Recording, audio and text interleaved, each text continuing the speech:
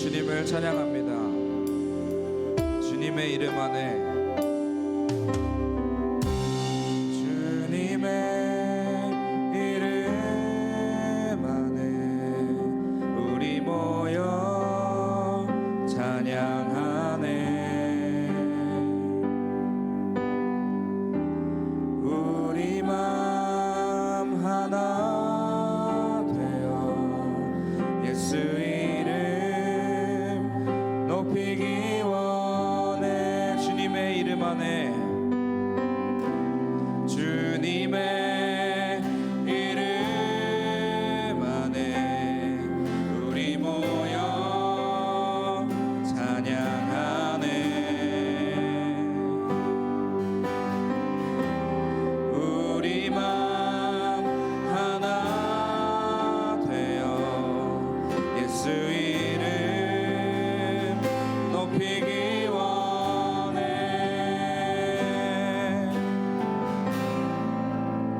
우릴 향한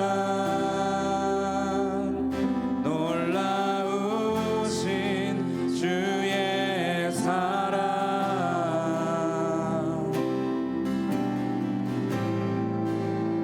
우릴 향해 노래하시네. 할렐루야,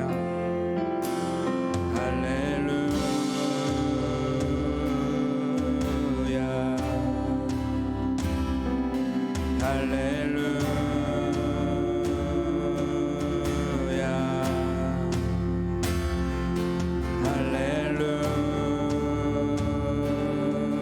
할렐루야, 주 이름 찬양해.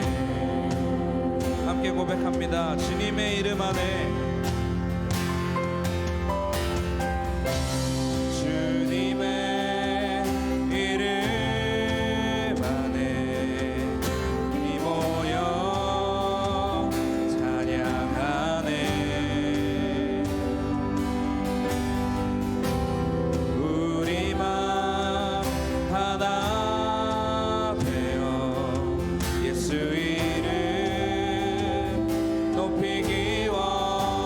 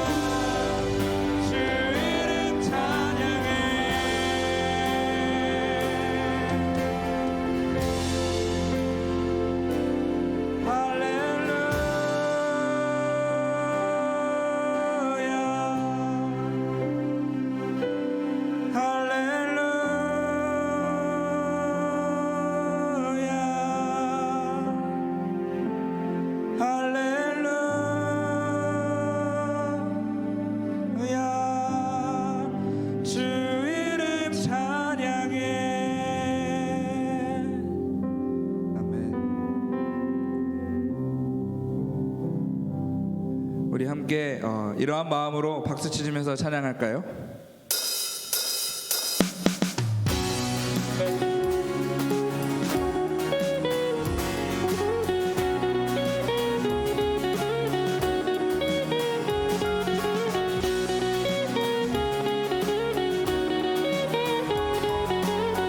우리 주님을 찬양합니다.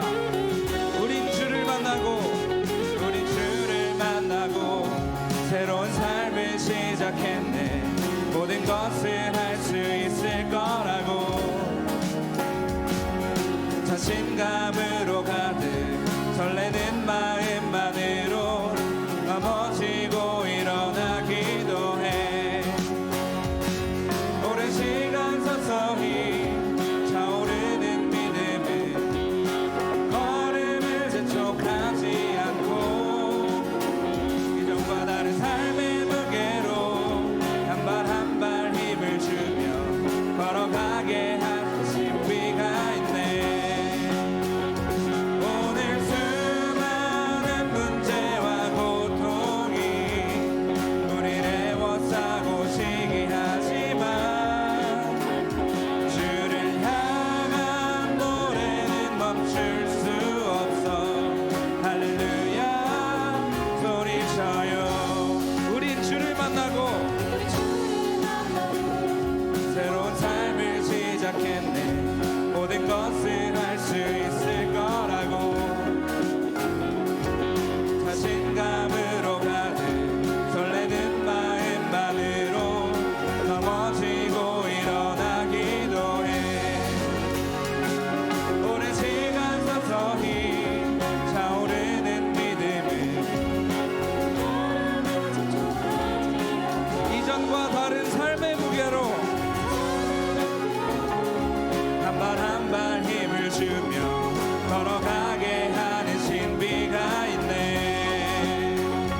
오늘 수많은 문제와 고통이 우리를 애워싸고 시기하지만 주를 향한 노래는 멈출 수 없어. 할렐루야 소리쳐요. 여기 수 없는 시험이 우릴 넘어뜨려 비웃었지만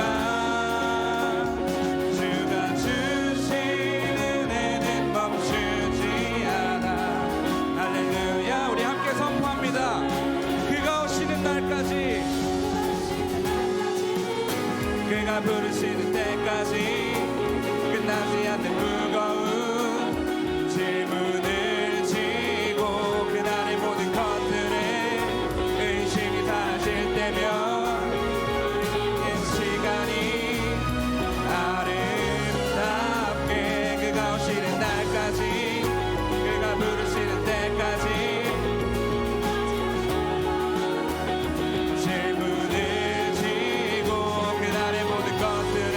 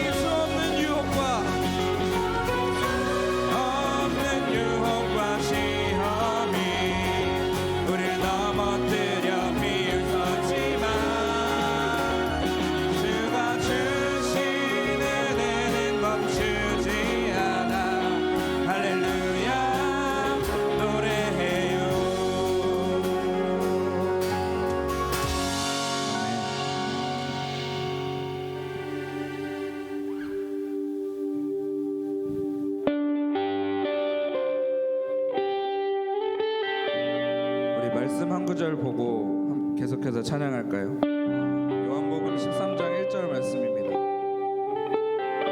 6월절 직전 예수께서는 이제 자신이 이 세상을 떠나 아버지께로 돌아가야 할 때가 왔다는 것을 알고 계셨다.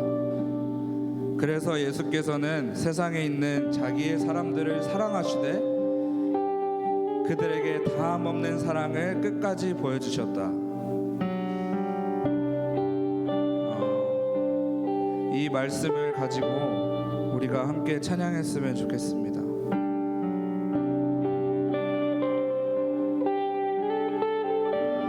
우리 다함 없는 예수님을 찬양합니다.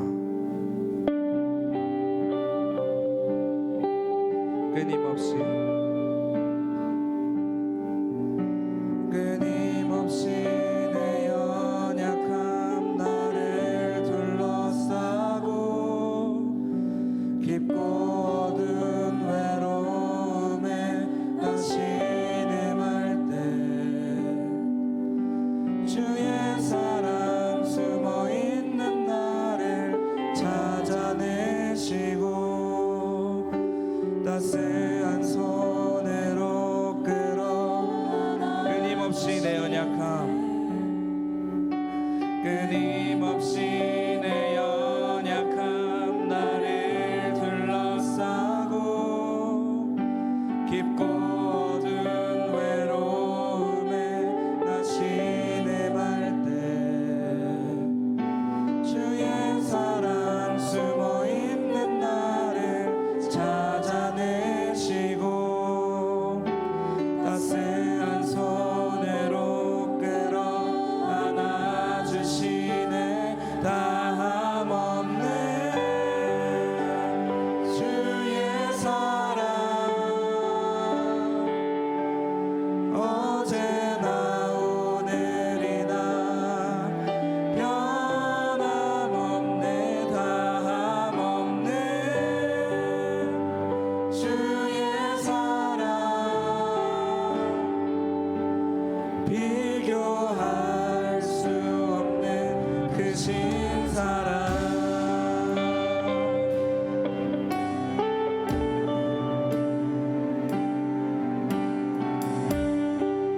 우리 한 번 더 찬양합니다. 끊임없이 내 연약함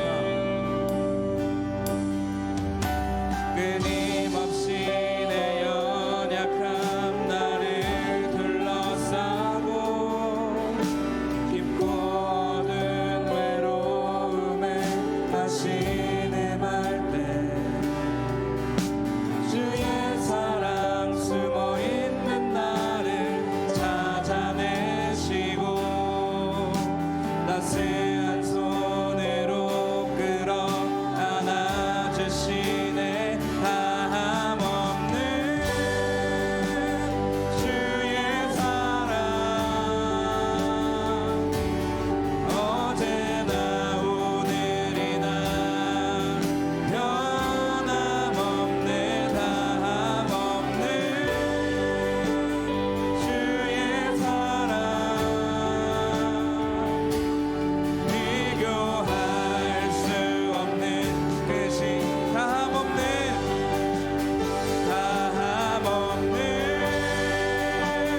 주의 사랑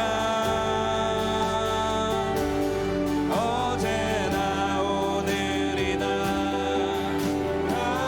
변함없네.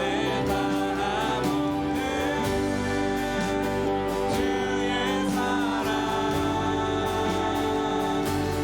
비교할 수 없는 그 신사. 함께 찬양합니다. 찬양해 주님의 사랑 경배해 영원한 이름. 찬양해 주님의 사랑 경배해 영원한 예수.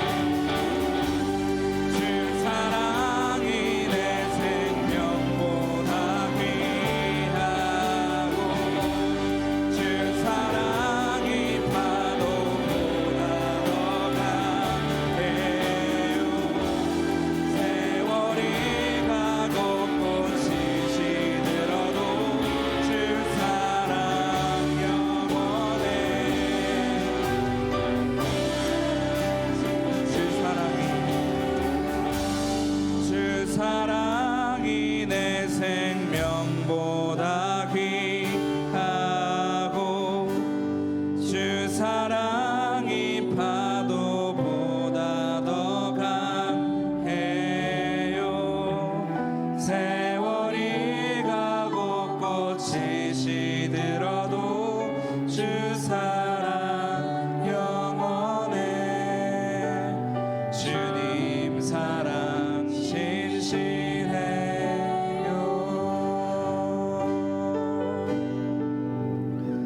우리 함께 찬양한 대로 기도할까요? 주님의 사랑 변치 않고 다함 없고 끝까지 함께 하시는 그 주님의 사랑을 주님 우리가 찬양하고 살기 원합니다. 주님, 이 자리에 모인 우리가 그 주님의 사랑 안에서 그 주님의 사랑을 찬양하며 할렐루야 찬양하며 살아가는 삶 살기 원합니다. 주님, 더 나아가서 이 예배가 그 주님의 사랑을 느끼고 그 주님의 사랑에 반응하는 우리가 되길 원합니다. 하나님, 우리가 이 시간 이렇게 기도하며 나아갑니다. 기도합니다. 하나님, 정말 사랑합니다. 끝없는 그 주님의 사랑에 반응하며 우리가 나아갑니다. 주님, 우리가 고백한 대로 살아내길 원합니다.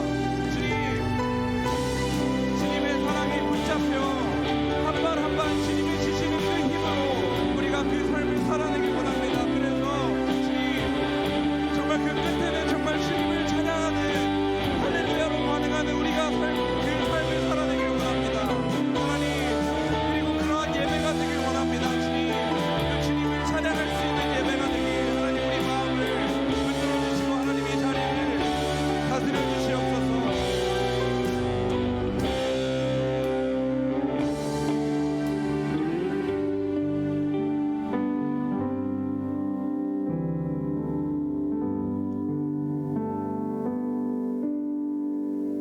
기도드리시겠습니다. 사랑이 많으신 하나님 아버지, 은혜 가운데 예배 자리로 인도해 주셔서 감사합니다. 한 주간 살아오면서 감사보다는 불평이 더 많지는 않았는지 돌아보고 지나온 일상에 감사하는 시간이 되기 원합니다. 학기가 시작하고 또 개개인의 분주한 삶 가운데서도 말씀을 읽고 하나님과 동행하는 청년부 되기 원합니다. 몸이 아픈 지체들, 또 마음이 어렵고 힘든 사람 주님께서 한 명 한 명 찾아와 위로해 주세요. 교회가 활발히 움직이는 가운데 많은 도움이 필요합니다. 저희 청년들 또한 함께하면서 건강한 교회를 세워가는데 함께하길 원합니다. 또 요한복음 통독을 통해 길이요 진리요 생명이신 주님을 더 알아갈 수 있게 해주시고, 또한 저희 사순절 기간 동안 저희 죄 때문에 십자가에 달려 돌아가신 예수님을 생각하며 저희 신앙을 되돌아보고 또 기도로 승리하며 경건하게 살아가게 해주세요. 이 시간 정의로 목사님을 통해 주시는 성령님과 함께하는 삶이 어떤 것인지 알게 하여 주세요. 이 예배를 주님께서만 홀로 영광 받아주세요. 오늘도 살아계신 예수님의 이름으로 기도드립니다. 아멘. 아멘.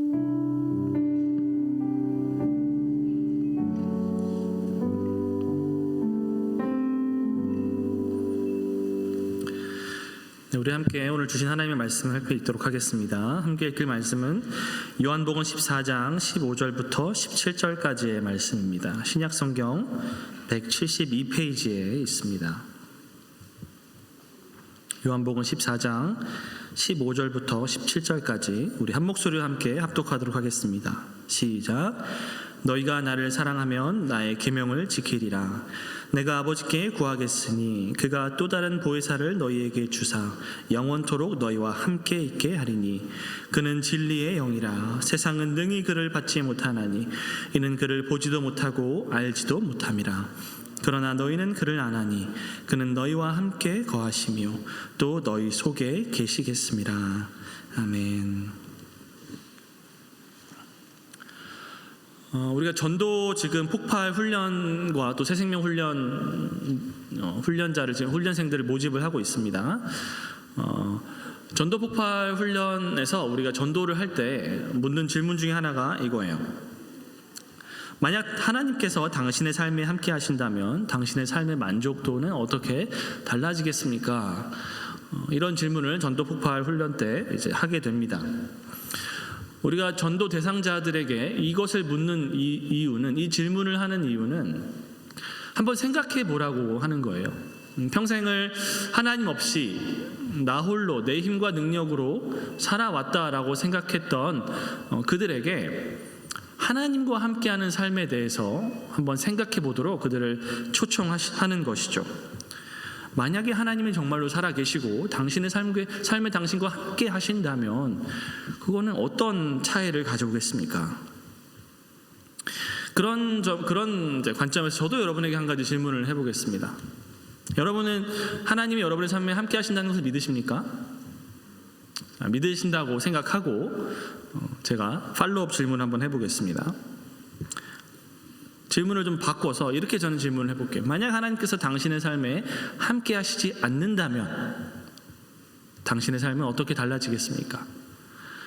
만약 하나님께서 당신의 삶에 함께 하시지 않는다면 당신의 삶은 어떻게 달라질 것 같아요? 여러분 한번 생각해 보세요. 여러분이 만약에 하나님이 여러분의 삶에 더 이상 함께 하시지 않는다면 여러분의 삶은 어떻게 달라질까요? 누군가는 이렇게 대답할지도 모르겠어요. 글쎄요, 만약에 하나님이 제 삶에 저와 함께 하시지 않는다면 좀 불편할 것 같아요. 뭐 기도할 때, 공부할 때도 기도도 못하고 혼자 해야 되고, 또 삶의 중요한 결정을 내릴 때에도 성경 말씀을 통해서 결정을 내리지 못하고, 삶의 지혜가 필요할 때 하나님께 기도하면서 구할 수 없으니까, 하나님과 동행할 수 없으니까 좀 불편할 것 같긴 한데, 근데 말씀드리면서 생각해 보니까 어차피 평소에 기도 잘 안 하고 말씀 잘 안 봐서 크게 달라질 건 없을 것 같기도 하네요 라고 대답할 수도 있을 것 같아요. 기도할 수 없고 하나님의 은혜를 구할 수 없고 지혜를 구할 수 없고 말씀으로 하나님과 동행할 수 없을 것 같아서 불편하겠다라는 생각이 들지만 정작 내 삶을 생각해 보면 어차피 나 기도 잘 안 하고 말씀 잘 안 읽고 어차피 하나님과 잘 동행하지 않는데 어쩌면 크게 달라지는 건 없을 수도 있겠다라는 것이 솔직한 대답일 수도 있을 것 같아요. 많은 사람들이 하나님과 함께하지 않는 삶, 하나님이 없는 삶에 대해서 별로 두려워하지 않는 것 같습니다. 왜 그러냐면 많은 사람들이 하나님과 함께하는 삶을 별로 갈망하지 않아 하기 때문이에요.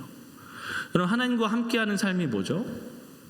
거창하게 생각할 거 없죠. 하나님과 함께하는 삶이란 말씀과 기도로 개인적으로든 공동체로든 개인 생활이든 공동생활이든 말씀과 기도로 예배로 교회 안에서 예수 그리스도의 몸된 교회 안에서 하나님을 예배하고 그 말씀과 기도로 하나님과 교제하며 사는 삶이 하나님과 동행하는 삶이죠. 우리가 말씀과 기도로 순간순간 지혜를 구하고 하나님의 뜻을 구하며 그 하나님의 뜻대로 살려고 노력하며 예배로 은혜를 받고 하나님과 동행하는 삶이 그게 하나님과 함께하는 삶인데 우리가 예수님 믿는다고 말하는 많은 사람들이 말씀을 소홀히 하고 그렇죠? 예배의 자리를 가볍게 여기고 기도하지 않는 그러니까 그들이 우리가 말로는 하나님과 동행하는 삶을 살고자 한다라고 하지만 사실 우리의 삶의 고백을 보면 우리는 이렇게 고백하고 있는 걸 수도 있을 것 같아요. 사실 나는 하나님 없어도 내 힘으로 살아갈 수 있습니다. 정말 급하고 어려운 상황이 생겼을 때 기도하기보다는 말씀으로 하나님의 지혜를 구하기보다는 내 힘으로 문제를 해결하려고 할 때 나에게 도움을 줄 수 있는 주변 사람들에게 연락을 돌리고 그들에게 도움을 청하는 것이 하나님을 찾는 것보다 먼저가 될 때 우리는 사실 우리의 삶으로 고백하고 있는 것이죠. 하나님 없이도 내 힘으로 살아볼게요. 근데 여러분 이러한 우리의 태도는 오늘 지금 이 요한복음 우리가 14장 15절부터 17절까지 말씀을 읽었는데 이 말씀을 이해하는 데 있어서 이러한 태도는 사실 큰 걸림돌이 됩니다. 왜냐하면 지금 예수님께서 제자들에게 말씀하신 이 말씀하실 때 제자들의 마음의 상태는 그러한 마음의 상태가 아니었기 때문이에요. 여러분 예수님이 지금 우리가 13장 31절부터 보시면 쭉 이제 예수님의 고별 담화라고 하는, 이제 신학자들이 예수님의 고별 담화라고 하는, 담화라는 건 이제 대화입니다. 대화. 고별 대화죠. 그러니까 예수님의 고별 대화라고 하는 이 말씀이 13장 31절부터 쭉 이어져요.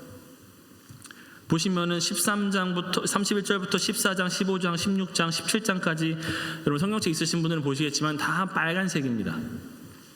다 예수님의 말씀이에요. 예수님이 13장 31절부터 쭉 고별 설교, 고별 대화를 하시는데 이제 예수님이 말씀하시는 거예요, 제자들에게. 나는 이제 내 때가 되었고, 우리 아까 민호가 이제 읽어준 31장 1절 말씀처럼 이제 내 때가 되었고 나는 아버지께로 돌아간다. 이 말씀이 여러분에게는 별로 그냥 그런가 보다 하고 느껴질 수 있지만 제자들에게는 예수님이 나 이제 간다 라고 하는 이 말씀이 엄청나게 충격으로 다가왔던 거예요.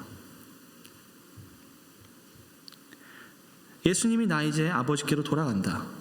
그리고 너희는 내가 가는 곳에 따라올 수 없다 라고 하시는 그 말씀이 제자들에게는 정말 말 그대로 충격과 공포가 되었던 거예요. 여러분, 제가 말씀으로 좀 그거를 증명해 드릴게요. 그 말씀에 제자들이 어떻게 반응했나요? 여러분 13장 36절 37절을 보면 베드로가 뭐라고 고백하죠? 베드로가 예수님한테 이렇게 얘기해요. 시몬 베드로가 이르되 주여 어디로 가시나이까? 예수께서 대답하시되 내가 가는 곳에 내가 지금은 따라올 수 없으나 후에는 따라오리라. 37절 베드로가 이르되 주여 내가 지금은 어찌하여 따라갈 수 없나이까? 주를 위하여 내 목숨을 버리겠나이다. 예수님이 나는 이제 가고 너는 나를 따라올 수 없다. 베드로가 예수님한테 항의하듯이 물어봅니다. 예수님 어디로 가십니까? 왜 나는 지금 예수님을 따라갈 수 없습니까? 제가 죽기까지 하더라도 주님을 따라가고 싶습니다. 저는. 물론 우리가 베드로가 이 말씀대로 실천 못했다는 거 알고 있죠. 베드로가 예수님을 부인했다는 거 알고 있지만 적어도 이 말을 할 때 베드로의 마음의 상태가 어떠했는지, 적어도 이 말씀을 이걸 고백할 때의 베드로의 마음은 진심이었을 거예요. 물론 본인은 그 말씀을 쭉 살아내지 못했지만 주님을 따라가고 싶습니다. 주님을 따라가고 싶습니다. 베드로의 고백이었죠. 14장 1절에 보니까 예수님이 뭐라고 말씀하세요? 너희는 마음에 근심하지 말라. 하나님을 믿으니 또 나를 믿으라. 제자들의 마음에 근심이 가득했어요. 왜 근심이 가득해요? 예수님이 떠나가시니까. 그러니까 예수님이 근심하지 말라 말씀하시죠. 5절에 14장 5절에 보니까 이번엔 도마가 예수님한테 또 항의합니다. 주여 주께서 어디로 가시는지 우리가 알지 못하거늘 그 길을 어찌 알겠습니까? 어디로 가시는지 모르는데 우리가 어떻게 주님을 따라갑니까? 14장 18절에 보니까 예수님께서 또 이렇게 말씀하세요. 내가 너희를 고아와 같이 버려두지 아니하고 너희에게로 오리라. 제자들의 마음의 상태가 지금 딱 그런 상태였어요. 고아, 버림받는다는 느낌, 예수님께로부터 버림받는다는 느낌, 그 두려움이 제자들의 마음에 있었던 거예요. 여러분, 길에서 시장에서 어렸을 때 부모님 손 놓고 부모님 잃어버린 적이 있나요? 다 한 번씩 있죠. 제가 예전에 저도 있었어요. 우리 나엘이도 우리 이 예배 시간이 낮잠 시간이란 말이에요, 나엘이가. 그래서 여러분 순모임 할 때 한 2주 전쯤에 여러분 순모임 할 때 나엘이를 저기 유아부실에 재워놨어요. 재우고 저랑 아내랑 여기서 이제 얘기를 하는데 갑자기 저기서 막 뛰어와요, 어떤 분이. 애기가 울고 있어요. 잠에서 깼는데 엄마 아빠가 없으니까 막 이제 나엘이가 막 소스라치게 놀라서 우는 거예요. 그런 마음의 상태인 거예요. 지금 제자들의 마음이 엄마 아빠를 잃어버린 것 같은 그런 아이의 마음. 아니 도대체 예수님 우리를 두고 어디로 가십니까? 또 14장 27절 한번 보세요. 14장 27절에 보니까 예수님께서 뭐라고 말씀하세요? 평안을 너희에게 끼치노니 곧 나의 평안을 너희에게 주노라. 내가 너희에게 주는 것은 세상이 주는 것과 같이 아니하니라. 너희는 마음에 근심하지도 말고 두려워하지도 말라. 제자들의 마음에 근심이 가득하기 때문에 예수님께서 이렇게 말씀해주고 계신 거예요. 16장 5절 6절 한번 볼게요. 지금 내가 나를 보내신 이에게로 가는데 너희 중에서 나더러 어디로 가는지 묻는 자가 없고 도리어 내가 이 말을 함으로 너희 마음에 근심이 가득하였도다. 또 요한복음 16장 16절부터 18절에 보면 제자들이 이렇게 얘기해요. 조금 있으면 너희가 나를 보지 못하겠고 또 조금 있으면 나를 보리라 하시니 제자 중에서 서로 말하되 우리에게 말씀하신 바 조금 있으면 나를 보지 못하겠고 또 조금 있으면 나를 보리라 하시며 또 내가 아버지께로 감이라 하신 것이 무슨 말씀이냐 하고 또 말하되 조금 있으면이라 하신 말씀이 무슨 말씀이냐 무엇을 말씀하시는지 알지 못하노라. 22절 지금은 너희가 근심하나 내가 다시 너희를 보리니 너희 마음이 기쁠 것이요 너희 기쁨을 빼앗을 자가 없으리라. 충분히 증명이 됐습니까? 지금 제자들의 마음에 근심 걱정이 가득합니다. 예수님이 아버지께로 간다라는 이 말씀에 제자들은 정말 버림받는 것 같은, 이제 우리는 어떡하나라고 하는 두려움이 가득한 거예요. 여러분 이 제자들의 마음의 상태가 우리의 마음의 상태가 되지 못하면, 우리가 이 제자들의 지금 감정에 우리가 공감하지 못하면 예수님이 하시는 말씀이 우리에게 이해가 안 됩니다. 지금 이 제자들의 마음의 상태와 우리의 마음의 상태가 다르면 예수님의 말씀이 우리에게 공감되지 못하는 거예요. 우리가 성경을 읽다 보면 그런 경우들을 종종 보게 됩니다. 어떤 경우냐면 하나님의 말씀이 선포돼요. 하나님의 말씀이, 성경 말씀이 하나님의 말씀이죠. 하나님의 말씀이 선포되는데 그 말씀이 선포되어야 할 마음의 상태와 우리의 마음의 상태가 너무 달라서 하나님의 말씀이 이해되지 않는, 하나님의 말씀이 심겨지고 선포되어야 될 그 마음의 상태, 하나님이 전제하시는, 말씀이 전제하고 있는 마음의 상태와 우리의 마음의 상태가 너무 달라서 공감이 되지 않는 경우들이 종종 있어요. 여러분, 대표적인 게 예수님의 재림입니다. 예수님의 재림. 예수님이 다시 오신다라고 말씀하시죠. 근데 예수님이 다시 오신다라고 하는 말씀이 어떤 의미냐면, 내가 다시 오면 그때 내가 너희의 모든 눈물을 닦아주리라. 그때에는 다시 곡하는 것이 없겠고, 그때는 내가 너희의 모든 눈물을 닦아주고 내가 너희를 위로해 주겠다. 여러분, 예수님이 다시 오신다라고 하는 그 약속은 위로의 말씀이에요. 여기에는 뭐가 전제되어 있냐면 성도들의 눈물이 전제되어 있습니다. 이 땅에서 믿음 지키며 예수님 따라가며 살아가는 성도들의 삶에 고난과 핍박이 있기 때문에 예수님 언제 오십니까? 예수님 언제 우리를 다시 구하기 위해, 이 땅에서 구원하시기 위해 예수님 도대체 언제 오십니까? 예수님을 기다리고 학수고대하며 예수님을 기다리고 있고 정말 신앙 지키며 고통받고 고난받는 그들을 향해서 예수님께서 내가 다시 올 것이다 라고 말씀하시는 게 예수님의 재림의 약속이거든요. 근데 이게 없으면은, 이 눈물이 전제되어 있지 않으면 많은 사람들은 예수님의 재림에 대해서 뭐 때 되면 오시겠지 이렇게 생각하는 경우들이 많다는 거예요. 예수님 뭐 다시 오시면 오시겠지, 뭐 내 때 오시겠어. 예수님의 재림의 약속이 별로 의미가 없어요. 왜냐하면 그 눈물과 신앙 지키며 고난받는 삶이 없으니까. 이 땅에서 하나님도 섬기며 재물도 섬기며 하나님과도 친구가 되며 세상과도 벗하며 살아가는 많은 성도들에게 예수님의 재림은 별로 의미가 없는 거예요. 그 마음의 상태가 다르기 때문에. 이것도 마찬가지예요, 여러분. 예수님이 성령을 보내시겠다, 보혜사를 보내겠다 라고 하시는 이 말씀이 별로 의미가 없는 거예요. 성령님이 우리와 함께 하신다라고 하는 이 말씀이 크게 다가오지 않는 거예요. 왜냐하면 우리에게는 제자들과 같은, 예수님 없으면 안 됩니다. 예수님 우리를 두고 어디 가십니까? 예수님 저와 함께 하시지 않으면 저 살아갈 수가 없습니다 라고 하는 고백이 없기 때문이에요. 여러분, 제자들에게 있어서 예수님은 어떤 분이셨습니까? 제자들에게 있어서 예수님은 정말 모든 것이었습니다. Everything이었어요. Everything.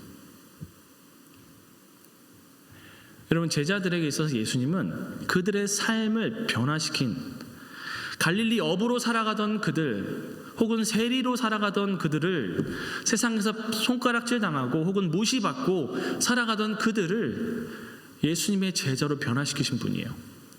그들은 예수님을 따라가기 위해, 예수님의 제자로 살기 위해 생업을 버리고, 그물을 버리고, 배를 버리고, 아버지를 버리고, 가족을 버리고 예수님을 따랐던 사람들이에요.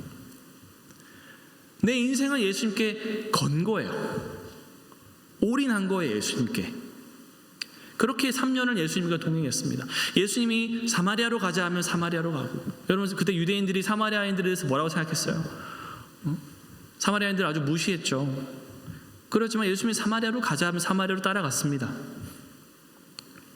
예수님이 갈릴리로 가자 그럼 갈릴리로 갔고요. 예수님이 예루살렘으로 가자 하면 예루살렘으로 갔습니다.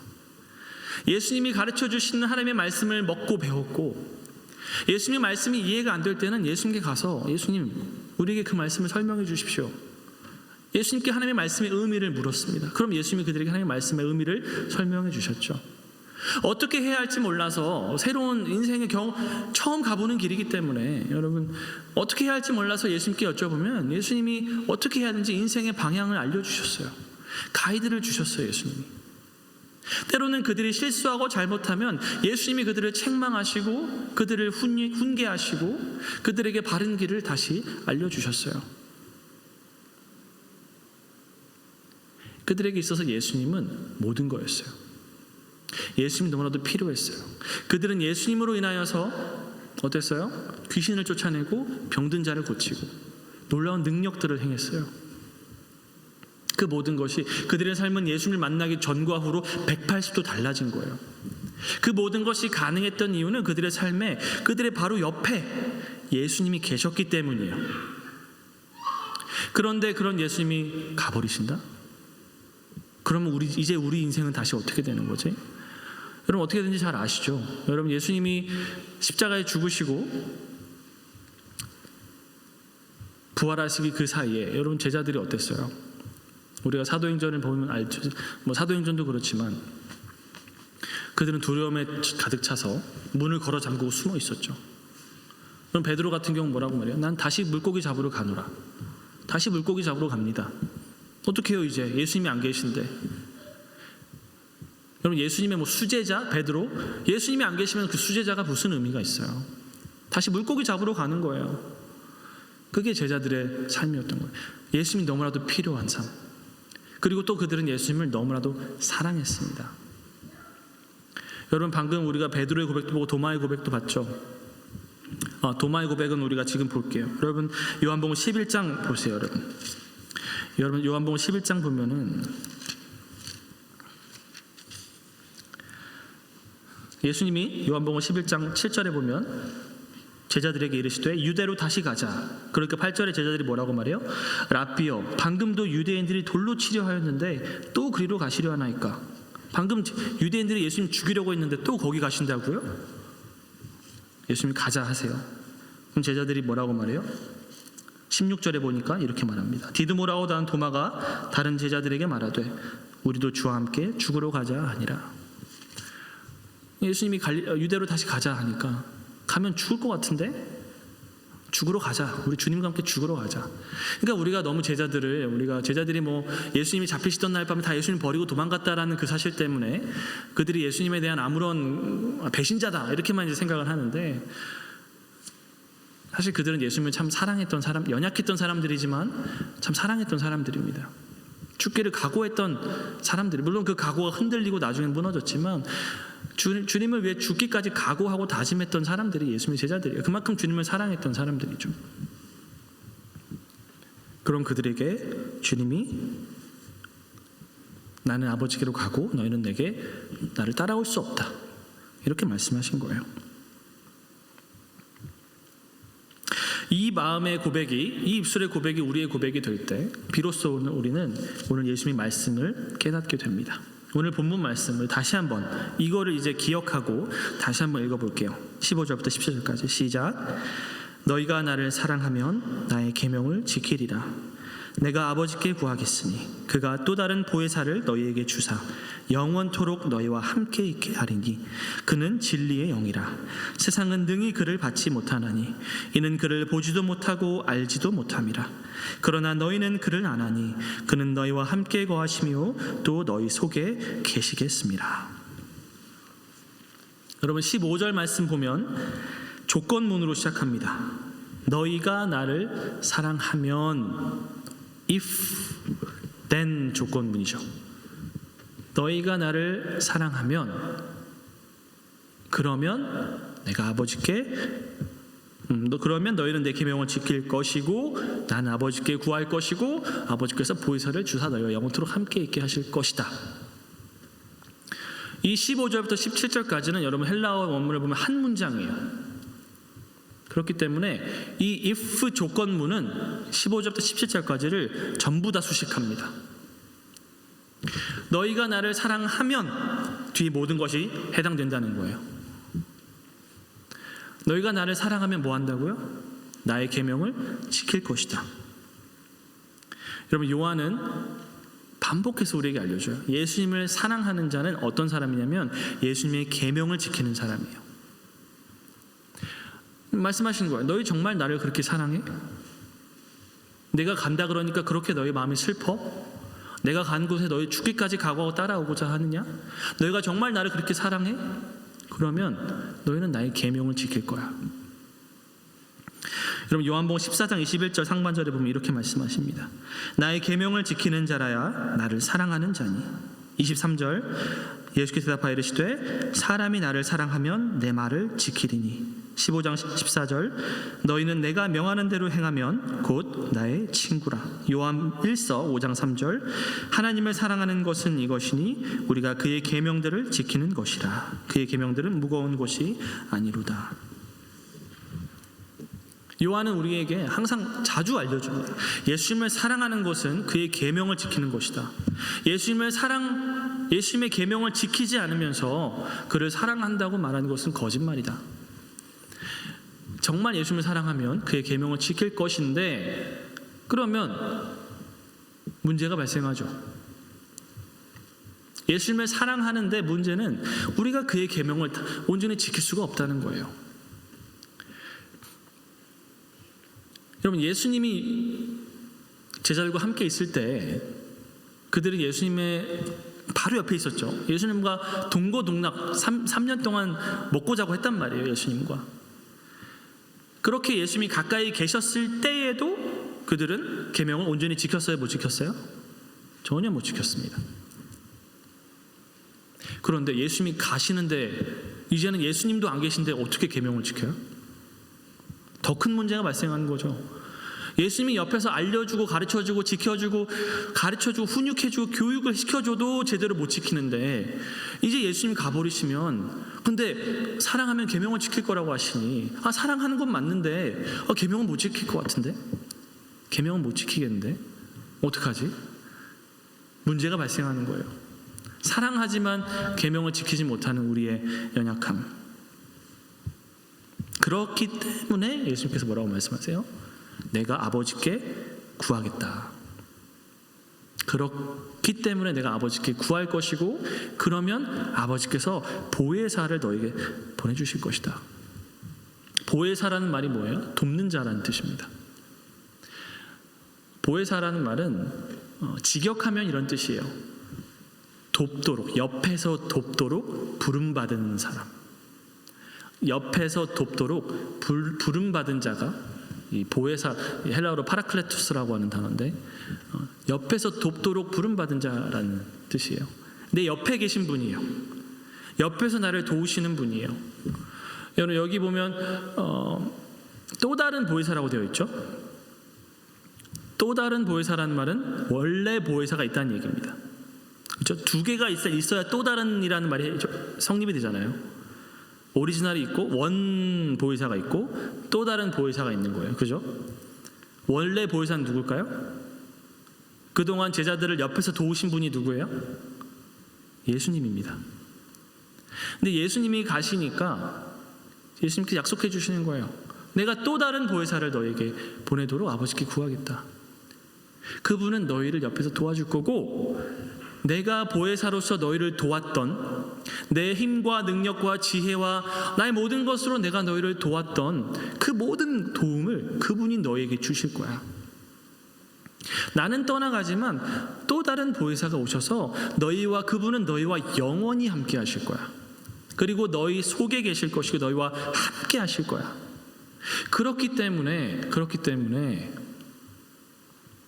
여러분 요한복음 16장 7절에 뭐라고 말씀하세요? 내가 떠나가는 것이 너희에게 유익이라. 내가 떠나가지 아니하면 보혜사가 너희에게로 오시지 아니할 것이요 가면 내가 그를 너희에게로 보내리니. 예수님은 이곳에서의 모든 구속의 사역을 마치시고 가셨습니다. 하나님께로. 그러나 성령님은 영원히 우리와 함께 하십니다. 예수님은 육체를 입고 오셨어요. 그렇기 때문에 모든 사람과 항상 함께 계시진 못했어요. 육체를 입고 오셨기 때문에.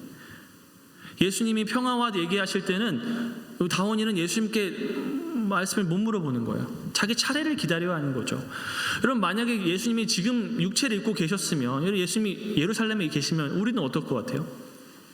예수님 한번 만나보려면 비행기 타고 예루살렘 가서 라인이 얼마나 길까요? 아마 예약을 하면 평생 한 번 갈 수 있을까 말까, 예수님 볼 수 있을까 말까 그러겠죠. 그런데 성령님은 영으로 오십니다. 그분은 우리와 육체로 함께 계시는 게 아니라 우리 안에 계세요. 우리 각 사람과 함께 옆에 계세요. 그리고 그분은 예수님이 하셨던 그 모든 도움을 우리에게 주세요. 말씀을 우리에게 깨닫게 하십니다. 말씀이 이해가 안 될 때는 예수님께 제자들이 물어봤던 것처럼 우리는 성령님께 물어볼 수 있어요. 성령님, 이 말씀이 무슨 의미입니까? 하나님 말씀이 이해가 안 됩니다. 알려주세요. 예수님께 물어봤더니 예수님 이럴 때는 어떻게 합니까? 우리 성령님께 똑같이 여쭤볼 수 있는 거예요. 성령님 이럴 때는 어떻게 해야 합니까? 제가 하나님 말씀대로 살고 싶은데 말씀이 이해가 안 됩니다. 성령님 알려주세요. 제가 하나님 말씀대로 살고 싶은데 계명을 지키고 싶은데 저 하나님 너무 사랑하는데 못하겠어요. 제 욕심이 너무 크고 용서도 안 되고 세상도 너무 사랑하고 잘 안 돼요. 성령님 도와주세요. 우리는 성령님께 도움을 요청할 수가 있는 거예요. 하나님을 사랑하면, 예수님을 사랑하면 내 계명을 지키리라. 근데 못 지키겠는데 그거 도와주러 성령님을 보내주신다는 거예요.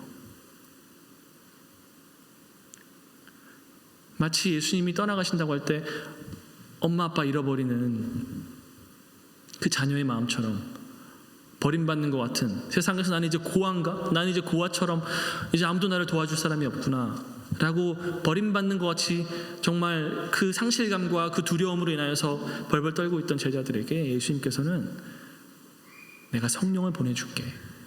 성령님이 너희와 영원히 함께 하실 거야. 약속해 주시는 거예요. 요한복음 14장 26절 말씀에 이렇게 얘기합니다. 보혜사 곧 아버지께서 내 이름으로 보내실 성령, 그가 너희에게 모든 것을 가르치고 내가 너희에게 말한 모든 것을 생각나게 하리라. 15장 26절 내가 아버지께로부터 너희에게 보낼 보혜사 곧 아버지께로부터 나오시는 진리의 성령이 오실 때에 그가 나를 증언하실 것이요. 요한복음 16장 13절 그러나 진리의 성령이 오시면 그가 너희를 모든 진리 가운데로 인도하시리니 그가 스스로 말하지 않고 오직 들은 것을 말하며 장래일을 너희에게 알리시리라. 성령님이 오시면 그분은 우리에게 모든 진리를 가르쳐 주십니다. 그리고 우리를 모든 진리 가운데로 인도하십니다. 그 진리란 누구예요? Primarily 그 진리는 예수 그리스도입니다. 내가 곧 길이요 진리요 생명이라고 말씀하셨죠. 그래서 성령님은 오시면 우리에게 누구를 증거하시지만 예수 그리스도를 증거하십니다. 우리의 마음속에 예수님이 누구신가를 보여주세요. 그래서 바울은 고린도전서에서 뭐라고 말씀하세요? 이 하나님의 비밀, 예수 그리스도예요. 하나님의 비밀을 우리에게 성령을 통하여 알려주셨다. 성령님은 우리를 도우시는 분인데 그분은 우리를 어떻게 도우시냐면 우리를 예수께로 인도함으로써 우리를 도우신다는 거예요. 그러면 성령님은요, 우리가 이 땅에서 잘 먹고 잘 살도록 도우시는 분은 아닙니다.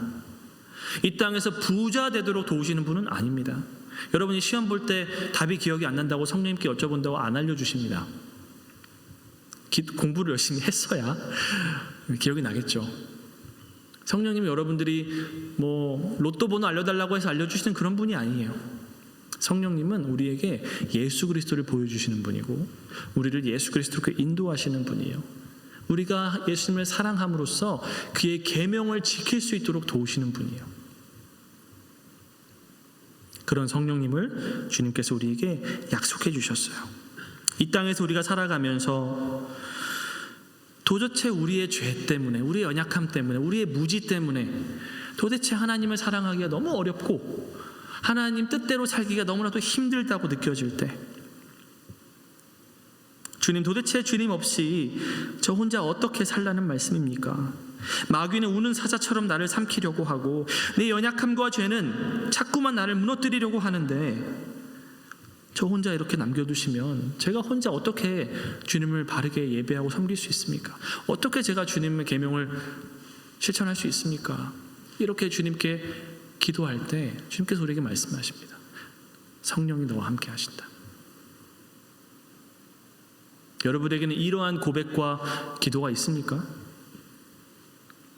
제가 말씀드린 것처럼 하나님 뜻대로 살고자 하는 마음이 없으면요, 예수님이 내게 필요하다라는 고백과 예수님을 내가 사랑합니다라는 이 고백이 없으면, 이 제자들의 마음의 상태와 고백이 없으면 지금 제가 여러분에게 말씀해드린 성령님이 우리에게 오셨습니다라고 하는 이 소식이 아무런 기쁨도 감동도 없을 거예요. 그냥 그렇구나. 그러나 우리의 마음속에 정말 하나님을 기쁘시게 하고자 하는 갈망이 있고, 내 인생을 살면서 내가 하나님 뜻대로 살고 싶다, 하나님 말씀대로 살고 싶은데 그게 너무 힘들고 방법을 모르겠어서 참 답답하다라는 그 고백이 있다면 성령님이 우리와 함께 하셨다라는 그 사실이 여러분에게 큰 기쁨의 소식이 될 것입니다. 여러분, 그리고 예수님께서 뭐라고 말씀하세요? 이 성령은 세상은 알지 못해요. 세상은 이 성령님을 받지도 못하고 알지도 못하고 보지도 못합니다. 그러나 우리는 성령님을 압니다. 왜냐하면 그분이 우리와 함께 하시고 우리 안에 계시기 때문이에요. 성령님을 아는 삶, 성령님과 동행하는 삶은 세상과 성도가 구분되는 중요한 구분점이 됩니다. 세상은 성령님과 관계가 없어요. 그러나 우리는 성령님을 알고 그분과 동행합니다. 여러분, 성령님을 어떻게 알아요? 뭔가 이렇게 영적으로 막 느낌이 옵니까? 막 찌릿찌릿합니까, 여러분? 어떤 필링이 와요? 성령님 느껴져. I can feel it. 뭐 이런 거예요? 그런 게 아닙니다. 말씀을 통해 우리 믿음으로 고백하는 거예요. 그리고 자꾸 하나님부터 멀어지려고 할 때마다 우리를 하나님께로 인도하시는 그분을 우리가 고백할 때 우리가 성령님이 나를 예수께로 인도하셨구나 고백하는 거예요. 우리는 자꾸 하나님부터 멀어지려고 하고 도망가려고 하고 자꾸 죄로 넘어지고 실패하고 실수하지만 그럴 때마다 말씀을 통하여 다시 나를 예배의 자리로 인도하시고 하나님께로 이끄시는 그분을 우리는 성령님이라고 고백하는 거예요. 내가 믿음이 좋아서 하나님께로 돌아온 것이 아니고요, 여러분. 내가 의지력이 강해서 하나님 말씀을 잘 실천하는 것이 아니고요. 내가 성격이 좋아서 내 안에 인내와 사랑의 열매가 맺어지는 것이 아니고요. 그러한 선한 열매들이 맺어지는 것을 볼 때 우리는 성령님이 하셨구나, 성령님이 나와 함께 하신 것을 믿음으로 고백한다는 것이에요. 이 고백이 여러분의 삶에 있기를 축복합니다. 늘 성령님을 의지하심으로써 성령이 우리와 함께 하신다는 이 기쁜 소식이 여러분들이 정말 기쁜 소식이 되기를 바랍니다. 이 기쁜 소식으로 말미암아 오늘도 성령이 오셨네 기뻐하며 감사하며 늘 그분께 여쭤보며, 마치 예수님이 여러분 옆에 계셨다면 여러분들이 했었을 것처럼 성령님께 여쭤보고 간구하고 기도하고 그분을 사랑하는 성령님과 동행하는 여러분의 인생 되기를 예수님의 이름으로 축복합니다. 아멘. 함께 기도하겠습니다. 우리 이 시간 주신 말씀 가지고 함께 기도합시다. 하나님, 성령님을 보내주셔서 감사합니다. 내 힘으로는 주님을 온전히 사랑할 수 없고 내 힘으로는 주님의 뜻대로 살아갈 수가 없지만 주님을 사랑합니다. 그래서 그 말씀에 순종하며 살고자 원합니다. 주님, 성령님, 우리를 도와주시고 말씀을 깨닫게 하시고 우리의 믿음이 땅에 떨어지지 않도록 기도하여 주시고 우리를 지켜주시고 인도하여 주셔서 우리에게 예수 그리스도를 보여주시고 우리를 주님의 진리로 인도하셔서 오늘도 주님을 진정으로 사랑하고 주님의 계명을 지키는 삶을 살 수 있도록 성령님 도와 주시옵소서. 우리 이렇게 주신 말씀 가지고 함께 기도하며 나아갑시다. 기도합시다. 주님, 성령님, 우리를 도와주시옵소서. 우리를 도우시기 위해 오신 성령, 우리와 영원히 함께 하시기 위하여 오신 성령님, 우리 안에 계시고 우리 속에 계신 성령님, 우리를 모든 진리 가운데로 인도하여 주시고 우리를 영원한 길로 인도하여 주시고 우리를 예수께로 인도하여 주시고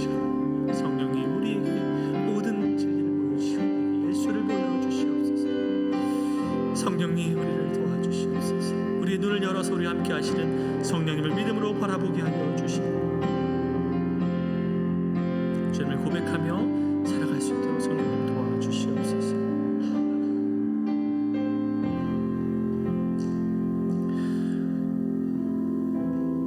영원히 우리와 함께 하시기 위하여 우리에게 오신 성령님, 우리가 주님의 이름을 높이며 주님을 찬양합니다. 주님, 그와 같이 우리를 버려두지 아니하시고 이 땅에서 홀로 우리 힘과 능력으로 주님을 따라가도록 우리를 내버려두지 아니하시고 우리가 그렇게 할 수 없다는 걸 너무나도 잘 아시고 우리가 영원히 함께 하시기 위하여 오신 성령님, 우리가 주님을 찬양하며 주님을 기뻐하며 주님께 감사하며 주님을 의지합니다. 주님, 오늘도 우리를 도와주시고 이 말씀도, 오늘 우리가 들은 이 말씀도 우리 안에 새겨질 수 있도록 성령님 도와주시고 우리 안에 참으로 주님과 동행하고자 하는 열망과 갈망이 넘칠 수 있도록 성령님 도와주시옵소서. 거룩하신 예수님의 이름으로 기도드립니다. 아멘.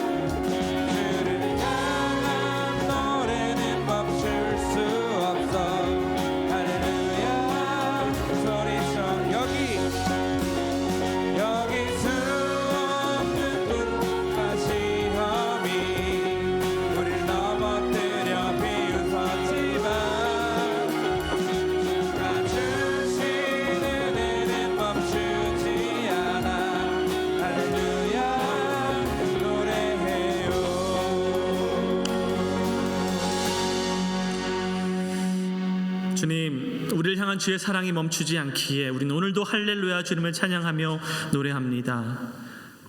주님, 오늘도 우리에게 주신 이 은혜에 감사하여 빈손으로 나아오지 아니하고 예물로 주님 앞에 나아온 아버지 이들의 손길을 기억하여 주시고, 하나님, 이 물질이 쓰이는 곳마다 성령님과 동행하는 인생이 시작될 수 있도록 주님 이 물질을 귀하게 사용하여 주시옵소서. 하나님, 오늘도 주신 은혜에 감사하여 주님과 동행하며 살아가기로 결단합니다. 우리의 결단을 도우시고 우리는 연약하지만 주님께서 우리를 아버지께로 예수께로 인도하여 주시옵소서. 이제는 우리 주 예수 그리스도의 은혜와 하나님 아버지의 극진하신 사랑과 성령 하나님의 감동감화 교통교제 충만하시고 동행하시는 은혜가 주님과 동행함으로써 나는 할 수 없었던, 또 나는 갈 수 없었던 그 일들을, 그곳을 주님의 은혜로 행하며 그곳까지 나아갈 수 있도록 우리를 도우시는 성령님과 동행하기로 결단하며 나아가는 우리 모든 영생의 청년들 머리머리 위에 그들의 삶과 그들의 가정과 그들의 교회와 그들의 공동체와 직장 위에 이제부터 영원토록 함께 있기를 간절히 축원하옵나이다. 아멘.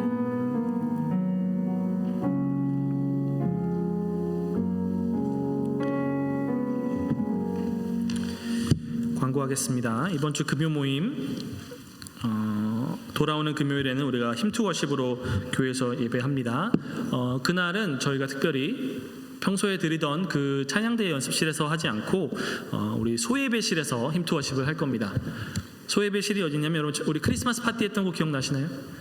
거기가 우리 소예배실인데 거기서 우리가 예배를 하도록 하겠습니다. 그리고 우리 부장집사님, 김영태 부장집사님께서 그날 맛있는 파스타를 주신다고 합니다. 이날은 우리 영과 육이 모두 배불리 체험받는 날이니까 여러분 사모하는 마음으로 오시면 좋겠습니다. 그리고 3월 10일에는 홀리북클럽 있을 예정이고 17날 교제 모임 있습니다. 전도훈련 모집 계속하고 있습니다. 여러분 고민해 보셨어요? 제가 안 해도 좋으니까 고민을 꼭 해봐라. 우리 서로 약속했었죠? 안 해보신 분들은 오늘까지 약속이 유효하니까요. 오늘 꼭 한번 고민해 보시길 바랍니다. 라이드 요청 드리고요. 이번 주 쉬운 말 성경 통독은 요한복음 18장부터 21장 사도행전 1장까지입니다. 그리고 제가 깜빡했는데요. 중요한 광고가 하나 더 있습니다. 우리 윤미 자매님 회장님 중요한 광고라서 회장님이 하십니다. 네, 여러분 잘 들어주시길 바랄게요. 안녕하세요. 저희가 다음 주랑 그 다음 주 2주 동안 피택 선거가 교회에서 있는데 그때 저희가 1, 2, 3부 각 예배 끝난 후에 선거 도우미로 좀 그러니까 요청이 들어왔어요. 이게 뭐 하는 거냐면 그 선거하시는 분이 저희 교인이 맞는지 확인을 하고 또 혹시나 2번 투표하시는 분이 있으면 확인을 하는 작업인데 저희 청년부가 중립적으로 제일 잘할 수 있을 것 같아서 특별히 요청이 왔어요. 근데 지금 신청해주신 인원으로는 솔직히 한 명이 6번을 다 해야 되는 상황이라서 여러분이 한 번씩만 타이밍에 도움을 주셔도 다 같이 할 수 있어서 생각해보시고 각 순에 지금 임원들이 있는데 해윤순에는 없으니까 해윤순은 해윤순장님한테 혹시 1, 2, 3 시간 중에 가능하신 분이 있으면은 꼭 좀 알려주시면 감사하겠습니다. 그래서 자세한 시간은 제가 청년부 단톡방에 한번 다시 올릴게요. 근데 이게 완전 자세하진 않고요. 아마 정말 정확한 시간은 3월 5일 전에 한번 다시 업데이트가 갈 것 같아요. 많이 도와주세요. 네, 자 제가 조금 더 부연해서 설명드릴게요. 우리 3월 5일과 10일날 있을 이 피택 선거는 어떤 선거냐면 장로님들, 우리 교회 장로님들, 안수 집사님들, 권사님들이 이제 선출되는 교회 투표예요. 교회 투표인데 그때 이제 교정 명단을 확인해야 돼요. 그래서 되게 간단한 작업이에요. 명단 확인하는 작업이니까 부담 전혀 가지실 필요가 없는데 5일, 10일 날 2주에서 1, 2, 3부, 1, 2, 3부 6번 요청을 받았는데 그때 제가 말씀을 좀 나눠보면서 3부는 조금 어려울 수도 있다라고 말씀을 드렸어요. 그래서 1부, 2부만 해도 괜찮습니다. 그러니까 1부, 2부, 1부, 2부만 지금 해서 총 4번만 지금 하는 걸로 말씀을 드리려고 하는데 그래도 인원이 부족해요. 그래서 이거는 자원, 그러니까 하고 싶은 사람 자원을 받는 게 아니라 못하는 사람 빼고 다 한다라고 생각하시면 될 것 같아요. 못하는 사람 빼고 다 한 번씩 한다 그렇게 생각하시면 될 것 같고 라이드가 전 없는데요. 교회에서 해준대요. 그러니까 라이드는 전혀 걱정하지 않아도 됩니다. 라이드는 전혀 걱정하지 마시고 저는 이때 빼고는 다 할 수 있어요. 이렇게 해주시면은 우리가 다 같이 하면 한 번만 하면 되거든요. 예배 끝나고 투표할 때 교정 명단 확인하는 간단한 작업인데 이걸 여러분들이 안 도와주시면 몇몇 사람들이 계속 해야 돼요. 힘들겠죠. 그래서 우리 같이 그리고 우리만 하는 것도 아니고 이제 젊은 장년부도 같이 합니다. 청년부만 하는 건 아니고요. 다 같이 하는 거니까 여러분 좀 몰라요. 제 일 아니에요. 하지 마시고 성령님 도와주십시오. 함께 우리 다 같이 했으면 좋겠습니다. 네, 광고 마쳤습니다. 즐거운 순복음 되세요.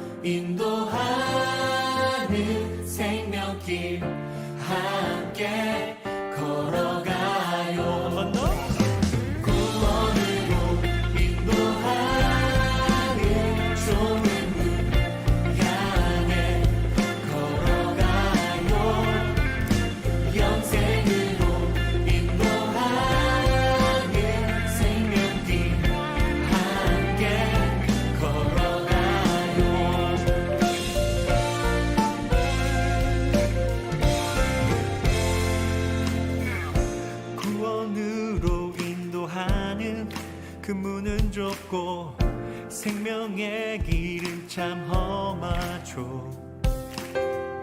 세상 사람들 그 문을 향하지만 우리 예수 따라가니 구원으로 인도하는 좁은 문 향해 걸어가요. 영생으로 인도하는 생명길 함께 걸어가요. 답이 없는 갈등과 불안함에 두려워 떠는 모습 그대로 나를 부르신 내 주님 따르며 믿음의 이 길 걸어가요. 구원으로 인도하는 좁은 문 향해 걸어가요. 영생으로 인도하는 생명길 함께 걸어가요. 많은 사람들이 내게 말을 하죠. 여기에 넓은 길 편한 삶 다 있다고. 어디로 갈지 몰라 엉킨 내 맘. 주 앞에 설 때 나는 깨달았네. 그 길의 끝은 허무한 뿐. 나 주를 따라 함께 걷다 보면 부르신 그 나라에 한 걸음 더 나아가요. 구원으로 인도하는 좁은 문 향해 걸어가요. 영생으로 인도하는 생명길 함께